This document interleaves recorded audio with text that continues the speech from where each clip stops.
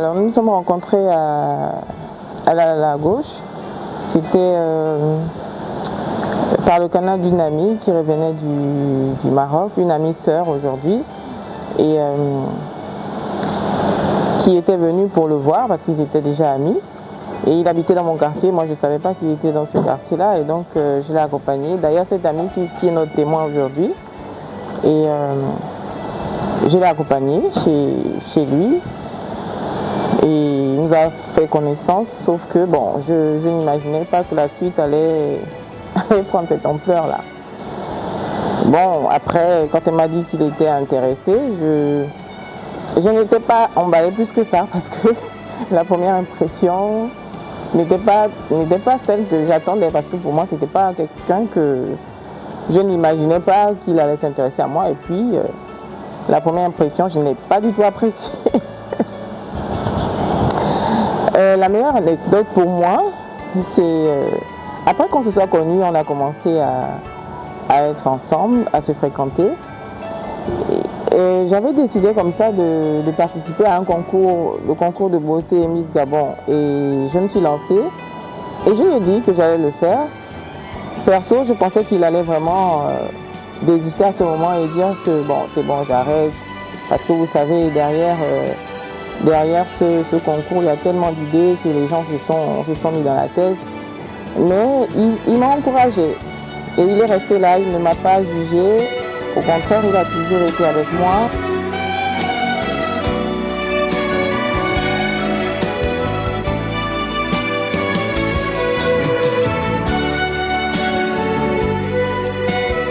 Il est altruiste, patient, attentionné, avenant. En fait, c'est toutes ces qualités-là qui font que ce soit une personne merveilleuse, extraordinaire pour moi. C'est quelqu'un qui est rempli de qualités. Je ne vous dirais pas qu'une qualité est supérieure à l'autre parce qu'il en a tellement. Je ne dis pas qu'il n'a pas de défaut, mais il a tellement de qualités. Ben, ce qu'on aime faire, on aime bien aller au resto, on aime bien sortir. Tous les matins, on se fait des câlins et quand il rentre, on se fait des câlins aussi. Je ne sais pas si c'est un rituel propre à nous, mais chez nous, ça existe même quand on est fâché. Parfois, ça m'énerve d'ailleurs de le faire quand je suis fâché, mais c'est un rituel qu'on a et vraiment, on tient toujours à partager ces moments de complicité en famille autour d'un repas. Voilà, pour nous, c'est ça. C'est de vivre avec lui pour la vie, parce que j'avoue qu'avant, je me disais, comment ça va se passer comment ça se passerait pour que je fasse autant de temps avec une personne? Est-ce que ce sera une chose facile? Mais avec la personne que j'ai à mes côtés, je crois que je le ferai tout naturellement. Et ça me réconforte dans ce truc-là. Ça m'enthousiasme beaucoup de savoir qu'à mes côtés, j'ai quelqu'un qui est très... le mot m'échappe. Quelqu'un de bien.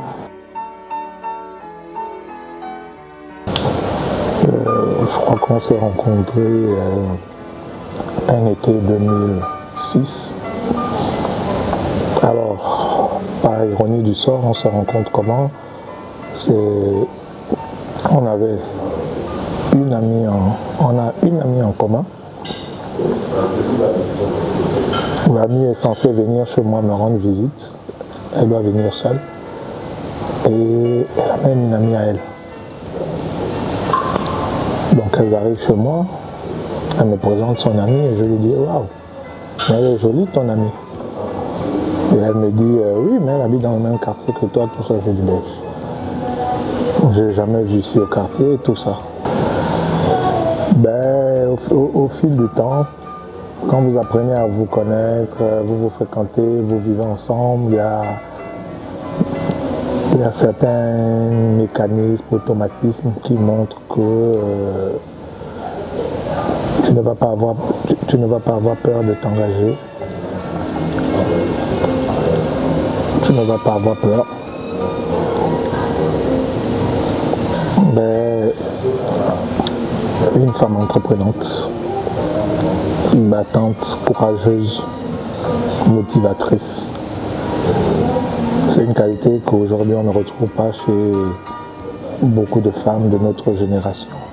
Se battre, se dire d'abord que oui, c'est vrai que j'ai mon mari, mais moi aussi je dois apporter ma pierre, je dois l'accompagner, je dois l'encourager, on doit aller ensemble, on doit former un. Ben, mes attentes, c'est le meilleur. Généralement, à la mairie, on va vous dire pour le meilleur et pour le pire. Mais tout ce que je souhaite pour nous, c'est le meilleur, encore et encore et encore. Que Dieu soit toujours au centre de notre union, que nous nous comprenions toujours et que nous continuions à avancer ensemble avec la même vision. Parce que déjà, c'est très important, c'est une union de vision. Ça veut dire qu'on converge vers les mêmes idées, vers les mêmes choses. Ça déjà, c'est très important. D'abord, on ne s'unit pas avec quelqu'un pour le fun ou parce qu'on veut mettre en plein la vie aux gens, non. Et la vision que moi j'ai, c'est la même vision que ma future épouse a. Et je veux qu'on continue à avoir la même vision, avancer ensemble. Nous n'exprimerons jamais l'amour que j'ai pour elle. Elle sait que je l'aime. Les actes que je pose au quotidien montrent que chérie, je t'aime et que je t'aimerai toujours. Beaucoup n'auraient pas misé qu'on arrivera là aujourd'hui. Parce que derrière cette union qui a lieu, il y a eu beaucoup de combats, il y a eu des hauts et des bas.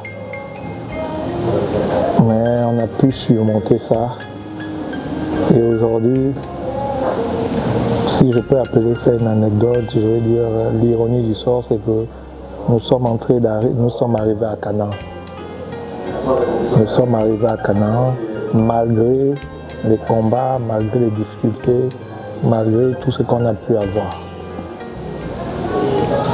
Mais je l'aime et je suis fière d'être sa future épouse, d'être la mère de ses enfants, d'être celle-là qui va partager sa vie.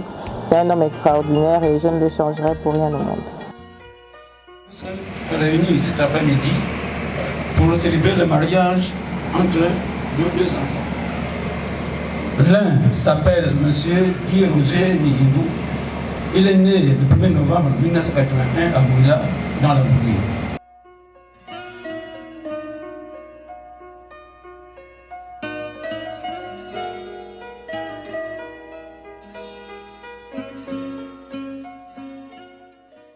Mademoiselle Evan Vienna Pédestine et Yamasoko, qui est née le 31 janvier 1984 à Libreville.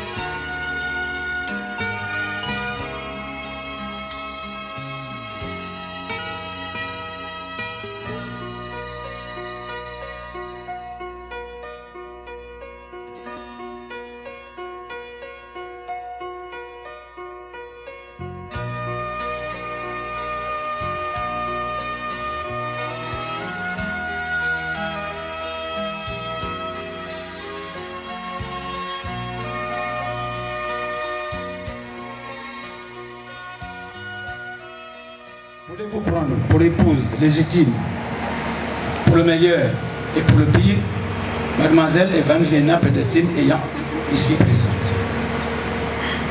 Oui, monsieur le délégué.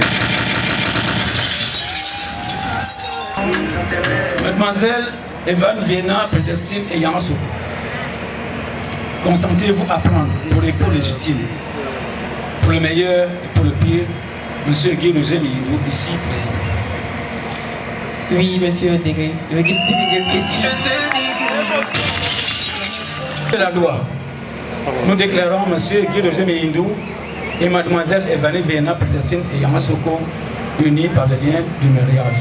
L'on peut se lever et acclamer cette union.